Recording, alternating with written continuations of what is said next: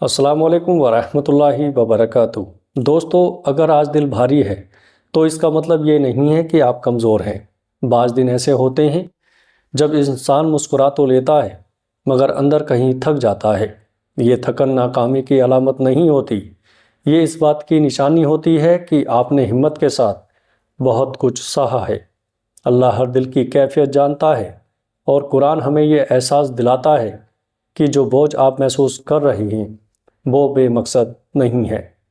آپ سے ایک بات کہنا چاہتا ہوں دوستو، آزمائش کا وقت آپ کو توڑنے نہیں آیا، یہ وقت آپ کو آہستہ آہستہ مضبوط بنا رہا ہے۔ چاہے اس وقت آپ کو ایسا محسوس نہ ہو، جب راستے واضح نہ ہو تو اللہ انسان کو صبر کی طرف بلاتا ہے، اور صبر کا مطلب خاموشی سے چلتے رہنا نہیں بلکہ دل کو سنبھال کر آگے بڑھنا ہے۔ یقین رکھیں، جو دل اس مرحلے میں ثابت قدم رہتا ہے وہ اللہ کے بہت قریب ہو جاتا ہے۔ اور یہ بھی یاد رکھیں، آپ اکیلے نہیں ہیں۔ مگر آج کوئی بات سمجھ میں نہیں آ رہی ہے، اگر دعا کے الفاظ بکھرے ہوئے محسوس ہو رہے ہیں، تب بھی اللہ سن رہا ہے۔ قرآن ہمیں بتاتا ہے کہ وہ دلوں کے حال سے واقف ہے۔ بس اپنا دل تھامے رکھیں، خود پر رحم کریں اور اس سفر کو ادھورا مت چھوڑیں۔ دوستو، کیونکہ یہی مرحلہ آپ کو وہ بننے کی تیاری دے رہا ہے جو آپ کو بننا ہے۔ آپ ایک لمحے کے لیے خود کو سنبھال کر دیکھیں، آپ نے جتنا برداشت کیا ہے وہ معمولی نہیں تھا، پھر بھی آپ کھڑے ہیں، سانس لے رہے ہیں، آگے دیکھنے کی کوشش کر رہے ہیں۔ یہ خود ایک خاموش کامیابی ہے۔ کبھی کبھی اللہ انسان کو اسی جگہ روکتا ہے جہاں وہ تیزی سے بھاگ رہا ہوتا ہے، تاکہ وہ دل کی رفتار کو سمجھ سکے۔ قرآن ہمیں یہ سکھاتا ہے کہ ٹھہر جانا کمزوری نہیں، بعض اوقات یہی ٹھہراو حفاظت بن جاتا ہے۔ آپ سے نرمی سے کہنا چاہتا ہوں دوستو کہ اپنے آپ پر سختی مت کریں۔ آزمائش کے دنوں میں انسان سب سے زیادہ خود سے لڑتا ہے۔ اللہ کو وہ دل زیادہ محبوب ہوتا ہے جو ٹوٹ کر بھی شکر کی طرف جھکا رہے۔ قرآن میں صبر کرنے والوں کے لیے جو وعدے ہیں وہ صرف الفاظ نہیں، وہ دلوں کے لیے اطمینان ہے۔ اگر آج دل مطمئن نہیں تو اس کا مطلب یہ نہیں کہ دعا بے اثر ہے، بس وقت نے ابھی اپنا کام مکمل نہیں کیا۔ بس اتنا یاد رکھیں کہ یہ مرحلہ آپ کو پیچھے نہیں لے جا رہا، یہ آپ کو اندر سے ترتیب دے رہا ہے۔ اللہ انسان کو ہمیشہ اس راستے سے نہیں گزارتا جو آسان ہو، بلکہ اس راستے سے گزارتا ہے جو ضروری ہو۔ آپ چلتے رہیں، چاہے قدم آہستہ ہوں، اللہ نیت دیکھتا ہے، رفتار نہیں۔ آپ دل پر ہاتھ رکھ کر ایک بات مان لیں، جو کچھ آپ نے سہا ہے اس نے آپ کو کمزور نہیں کیا، بس تھوڑا خاموش کر دیا ہے، اور یہ خاموشی بیکار نہیں ہوتی۔ بعض اوقات اللہ انسان کی آواز کم کرتا ہے تاکہ دل کی بات سنائی دے۔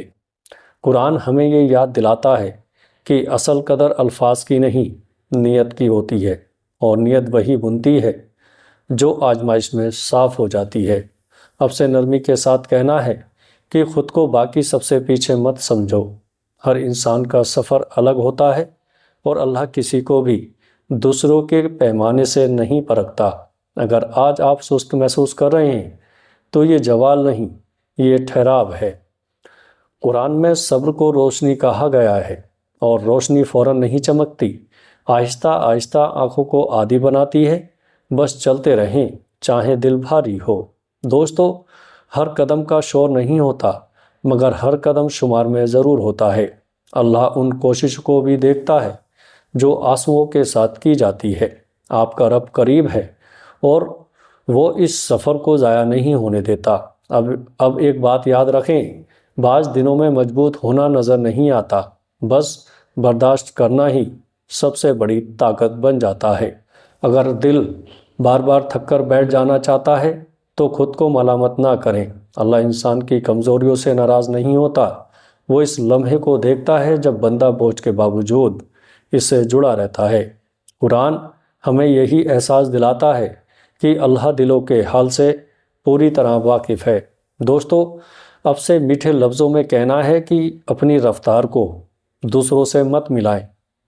کوئی آگے ہے کوئی پیچھے، مگر اللہ کے نزدیک اصل قیمت نیت کی ہوتی ہے۔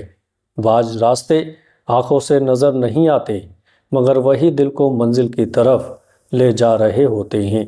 آزمائش کے دنوں میں اللہ انسان کو وہ سبق سکھاتا ہے جو آسان دن کبھی نہیں سکھا سکتے۔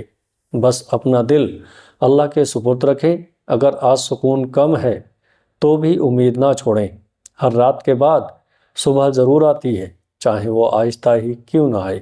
آپ کا رب دیر نہیں کرتا، وہ وقت پر کام کرتا ہے، اور وہ وقت ہمیشہ حکمت سے بھرا ہوتا ہے۔ آپ ذرا توجہ سے سنیں۔ قرآن آزمائش کے اختتام کو بالکل مختلف زاویہ سے بیان کرتا ہے، وہ زاویہ جو عام طور پر نظر انداز ہو جاتا ہے۔ پہلی نشانی یہ ہوتی ہے کہ دل میں سوال کم اور قبولیت زیادہ ہو جاتی ہے۔ پہلے انسان بار بار پوچھتا ہے کیوں ہوا، کب بدلے گا، میرے ساتھ ہی کیوں، مگر اب دل یہ سوال چھوڑ دیتا ہے اور اندر ایک خاموش رضا آ جاتی ہے۔ قرآن کہتا ہے کہ اللہ بندے کو اسی وقت ہدایت دے دیتا ہے جب وہ اللہ پر ایمان لائے اور اس کا دل اللہ کے فیصلے کی طرف جھک جائے۔ یہ جھکاؤ ہار نہیں ہوتا، یہ وہ مقام ہوتا ہے جہاں دل لڑنا چھوڑ دیتا ہے اور اللہ کی حکمت کو مان لیتا ہے، اور یہی مان لینا آزمائش کے آخری سبق کی تکمیل ہوتا ہے۔ دوسری نشانی یہ ہوتی ہے کہ دعا کی زبان بدل جاتی ہے۔